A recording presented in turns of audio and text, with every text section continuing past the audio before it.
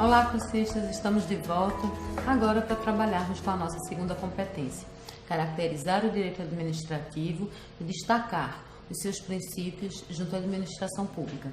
Vamos começar então? Bem, a primeira pergunta que nos vem na mente quando vamos caracterizar o direito administrativo é: o que é direito administrativo? Direito administrativo é um conjunto de normas que estabelecem princípios e regras para o funcionamento da administração pública. E o Estado precisa funcionar. Ele vai lançar mão da administração pública como uma máquina, um mecanismo ou os meios através dos quais ele vai se operacionalizar no seio social. Durante muito tempo, na nossa história, e nossa história não só do Brasil, nós tivemos uma sociedade que não era politicamente organizada e existiam comunidades congregadas que foram constituindo estados posteriormente. Esses estados, eles tiveram tamanho poder delegado pelo povo que se tornaram estados totalitaristas, absolutistas, que tudo podiam e, na verdade, os administrados eram apenas súditos, extremamente oprimidos pelo poder daquele Estado central. Isso foi minimizado, e é um marco do Estado Democrático de Direito, através das revoluções liberais que ocorreram sobretudo na França. Tanto que o direito administrativo brasileiro ele tem uma influência enorme do direito francês. A partir desse momento, com essa regulação desse Estado que tudo pode, você tem a estruturação do Estado como um direito administrativo de natureza pública e interna, porque o direito administrativo só vai regular a ação do Estado dentro do seu próprio território. Fora, as ações para fora serão outro direito a ser regulado. Então a gente falou que para se operacionalizar, a administração pública vai lançar mão de mecanismos, né? E para que ela faça isso, ela precisa ter poderes. E que poderes são concedidos à administração pública? Na verdade, o primeiro poder concedido à administração pública é o poder regulamentar. O poder regulamentar é o poder que é concedido ao chefe do executivo de explicar a lei ou expedir decretos que não tenham sido disciplinados por lei ainda. Então, ele tem esse poder e esse poder é indelegável. Ele não pode passar para um subordinado qualquer. Só o chefe do executivo, então, pode regulamentar situações de direito. O segundo poder que é dado à administração pública é o poder hierárquico. O poder de estruturar seus órgãos, de criar sua estrutura, seu organograma de funcionamento e estabelecer hierarquia entre esses órgãos e entre os seus agentes. Por isso que dentro de uma estrutura de escola nós temos a diretora, vice-diretora, supervisão pedagógica, a secretaria, enfim, essas são posições hierárquicas diferenciadas, cada uma com sua responsabilidade determinada pelo poder hierárquico da administração pública. A seguir, nós temos o poder disciplinar. Esse poder disciplinar é o poder que a administração tem de punir internamente, administrativamente, seus agentes. Nesse poder é bom a gente fazer uma ressalva, porque ele não deve ser confundido jamais com o poder de punir do Estado, aquele em que a administração pública, e aí no caso é o poder judiciário, vai poder prender pessoas. Não é isso. O poder de punir do Estado está vinculado ao direito penal e o poder disciplinar está vinculado ao direito administrativo. Então, para a gente clarear esse entendimento, eu vou dar um exemplo. Seu Lira, funcionário da escola X, furta um computador do laboratório de informática da sua escola. E ele é pego.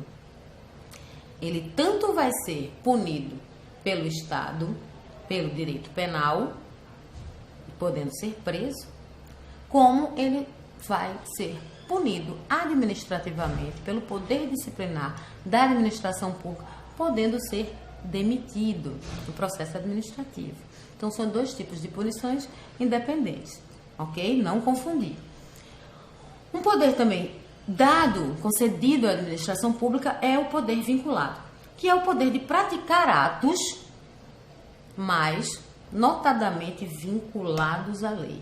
Ou seja, tanto a forma quanto o conteúdo devem estar atrelados aos ditames da lei. Em contrapartida, também é concedido um poder discricionário. Esse poder discricionário é que dá ao agente, ao administrador, uma certa liberdade por critério de conveniência e oportunidade. Ele vai estar vinculado à lei, mas tem uma margem aí que ele pode decidir. A gente vai dar um exemplo para a gente entender essa diferença entre poder vinculado e poder discricionário também. Digamos que o prefeito de Miracema do Norte aprove o orçamento para pavimentação de ruas no seu município. Aprovou, tudo certo. Bem, vai pavimentar. Que ruas ele vai pavimentar? Não está lá escrito que ele vai pavimentar a rua Y, X. Não, ele que decide por conta do poder discricionário que ele detém. Então, ele vai decidir que a rua X, Y e Z vão ser as pavimentadas por esse orçamento. Mas na hora que ele for pavimentar, o processo de licitação, a forma como ele vai fazer, todo deverá obedecer os ditames do processo licitatório. Isso é ato vinculado, derivado do poder vinculado, mas que no seu primeiro momento, na hora da escolha das ruas, teve o poder discricionário para dar essa liberdade. Entendeu? Que bom. Bom, finalmente, dentre os poderes inerentes à administração pública, a gente vê o poder de polícia, que também não se confunde com aquele poder de punir do Estado, que tem polícia civil, polícia militar, não tem nada a ver. Esse poder de polícia é o poder que a administração pública tem de restringir alguns atos de particulares em virtude do interesse do bem comum.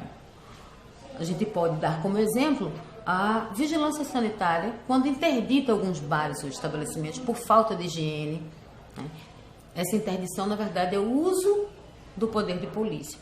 Quando, nos domingos, se limita as vias para que se utilizem trechos da malha viária da cidade para a ciclovia, também é poder de polícia. A fiscalização de trânsito, enfim. Esses são os poderes que a administração pública detém, foram concedidos. Mas, para ela funcionar, ela se baseia, é norteada por princípios. Esses princípios, inclusive, são muito rígidos. Existem 5 princípios que são considerados os princípios explícitos, os mais importantes princípios da administração pública, que estão consagrados no artigo 37 da Constituição Federal de 88. No quadro ao lado, vocês podem ver que nós destacamos as iniciais desses 5 princípios, e aí você tem a palavra limpe, demonstrando assim limpeza, né, clareza da atividade que deve ser desempenhada pelo administrador na função pública. Então, essa é uma dica, na verdade, de aprendizado, para que a gente memorize que esses 5 princípios principais, e são explícitos: legalidade, impessoalidade, moralidade, publicidade e eficiência. Vamos ver o que é cada um deles. A legalidade é muito fácil, a gente está falando o tempo todo que a administração pública está atrelada aos ditames da lei. Essa relação de dependência com a lei, na verdade, se traduz no princípio da legalidade. O princípio da impessoalidade tem 2 focos distintos. O primeiro foco é na pessoa do administrado e o segundo foco na pessoa do administrador. Vamos entender. A administração pública jamais poderá, em decorrência do princípio da impessoalidade, preterir ou privilegiar quem quer que seja. Então, qualquer administrado será tratado de maneira igual. Assim, se seu Lira for ao Detran e quiser uma carteira nacional de habilitação para trafegar com seu veículo que ele acabou de comprar, ele vai necessitar pagar taxa, fazer prova teórica, prova prática, uma infinidade de exigências que a administração vai impor para conceder-lhe aquela carteira nacional de habilitação. Aí chega o deputado Cirinina Derbal e chega no Detran para querer uma carteira nacional de habilitação. E não tem pagamento de taxa, não tem prova disso, nem prova daquilo, ele simplesmente obtém a carteira. Isso é um ferimento ao princípio da impessoalidade, porque privilegiou um administrado em relação ou em detrimento a outro. Esse é o foco da impessoalidade na pessoa do administrado. Mas existe um outro foco também, que é na pessoa do administrador, conforme falamos. Imaginemos que uma diretora de escola, Chiquinha Valente, consegue uma verba da Secretaria da Educação e faz uma reforma linda na escola. Bota até jardim de inverno dentro do pátio da escola e faz uma quadra belíssima com um parquinho, enfim. Mas na frente, Chiquinha Valente começa a fazer promoção pessoal da reforma da escola.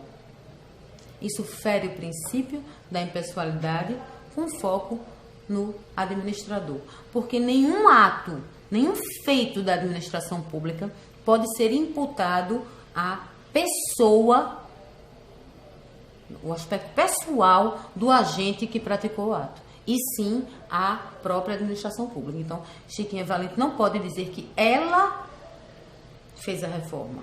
A Secretaria de Educação foi quem fez a reforma. Ok?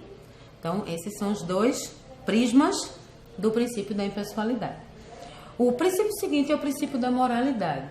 Esse princípio é de simples compreensão. Na verdade, exige-se que a administração pública ela esteja em harmonia com os preceitos morais da sociedade, ou seja, o que as pessoas entendem como correto, como honesto, pautado na boa-fé e nos bons costumes. Basicamente é isso.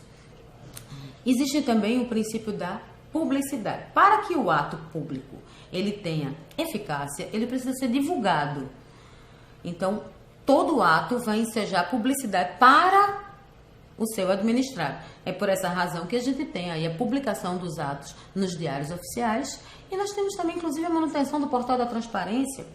É importante frisar que esse princípio da publicidade, ele está, inclusive, pautado no direito à informação, que também é um direito constitucional.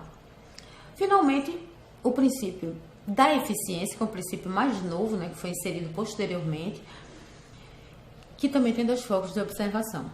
A eficiência, ela está relacionada à administração pública quando se exige dela uma relação econômica de custo-benefício, ou seja, fazer o melhor da melhor maneira possível.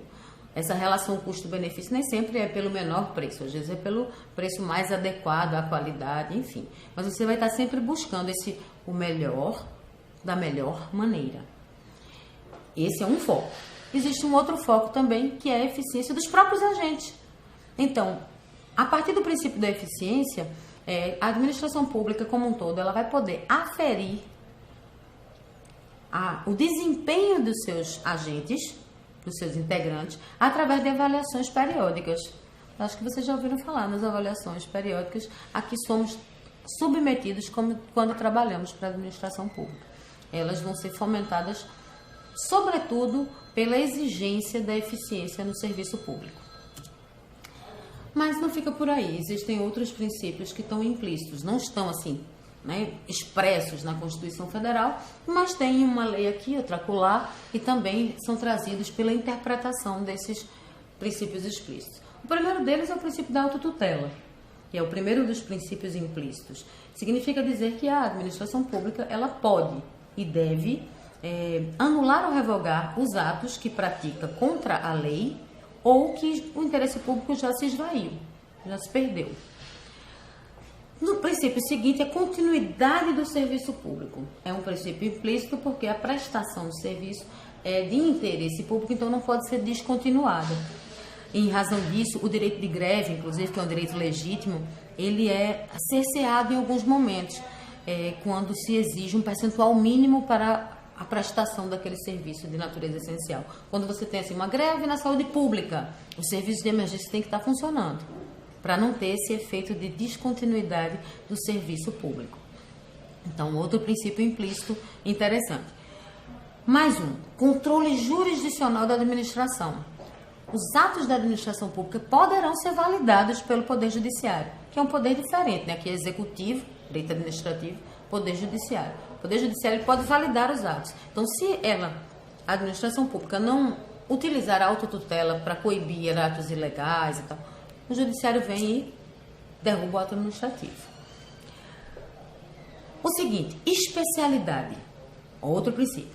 essa especialidade entende-se que quando o órgão é criado para um determinado fim, para uma determinada especialidade, não se pode tolerar que haja algum tipo de desvio. Ele tem que ser criado e finalizado para o que foi determinado.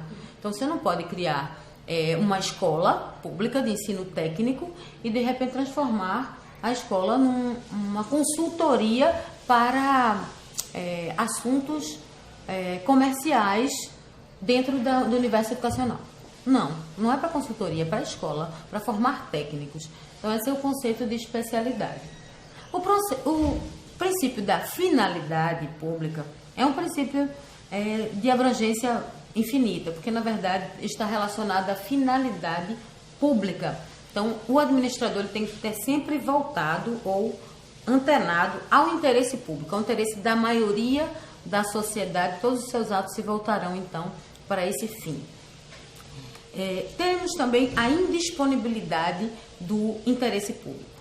O agente público ele não pode dispor do interesse a seu bel prazer, não.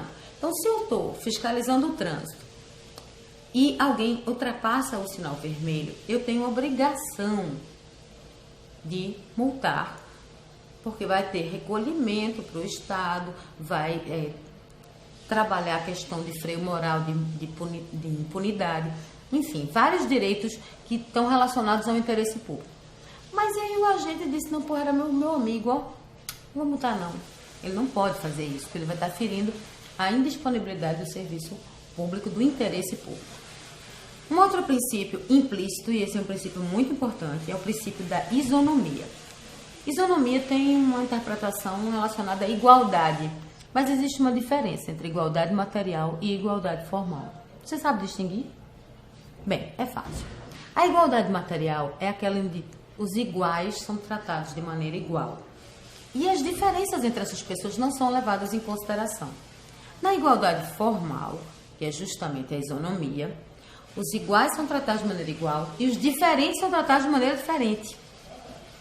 Então, quando você tem uma pessoa alta e uma pessoa baixinha, se você der um banco para cada uma, do mesmo tamanho, você resolveu o problema do baixinho?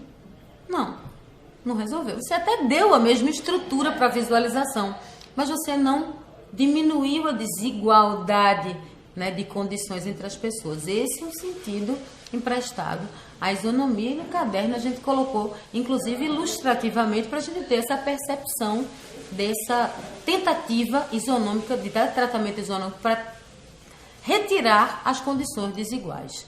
É óbvio que, por exemplo, investimentos em água no Nordeste brasileiro deverão ser muito mais, em termos percentuais, investidos do que no Sul e Sudeste, que não tem essa carência toda. Isso é tratamento isonômico para buscar a igualdade, levando em consideração as questões que os diferenciam os polos distintos. Mas um outro princípio implícito, é muito princípio, né? É sim, porque a administração pública é muito fiscalizada, senão vai se tornar um grande monstro opressor de nós administrados. Então, outro princípio é o princípio da motivação. Todo ato público, né, ele deve ser motivado, ou seja, ele deve estar lá explícito o motivo pelo qual ele foi feito. Você vai explicar como agente público porque você está fazendo aquele ato. E esse princípio da motivação, na verdade, ele tem um contexto até de garantia, porque você vendo a motivação do ato, você pode aferir questões como legalidade, finalidade, interesse público. Então, é um princípio importante. Outro ainda, razoabilidade e proporcionalidade. O que é isso? É o princípio através do qual a administração pública ela vai ter que se pautar nesses critérios de razoável e proporcional para poder praticar um ato. E esse critério de razoável e proporcional vai ser o que é moralmente aceito pela sociedade. Então, se a Secretaria da Educação ela tem que mandar uma resma de papel para a escola X, ela não pode contratar uma carreta para levar uma resma de papel para a escola X. Não dá, né? Não é proporcional, não é razoável. Então, o que ela deve fazer? Ela deve ou contratar um carro já da própria estrutura, ou pedir que o diretor, na próxima reunião, venha buscar, ou um motoboy vai levar, porque uma resma só já pensou uma carreta. Não tem proporção alguma. Outro princípio é o da segurança jurídica. Alguns autores do direito dizem que esse princípio, na verdade, ele não existe, ele está embutido dentro da legalidade. Porque no momento em que a administração pública tem que se pautar na lei, na verdade, vai transmitir segurança jurídica ao administrado, que vai poder fiscalizar a atuação, né, direita, legal, da administração pública. Eu até concordo com eles, mas é realmente esse sentido, de trazer segurança ao administrado, que pode, inclusive, invocar o Poder Judiciário para garantir a obediência à lei.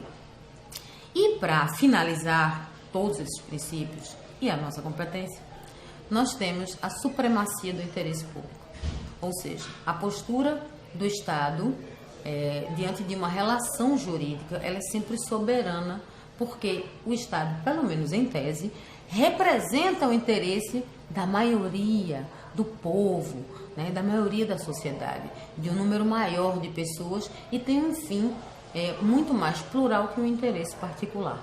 Então, sempre que se olhar interesses diferentes, o da administração vai ser mais pesado, ou terá maior supremacia, ou terá maior relevo, justamente porque ele abraça, por estar representando um número maior de pessoas. Bem, feitas essas considerações, nós acreditamos que conseguimos caracterizar o direito administrativo como um direito público interno e que tem poderes e limitações decorrentes desse estabelecimento de regras e princípios para regular essa máquina que faz o Estado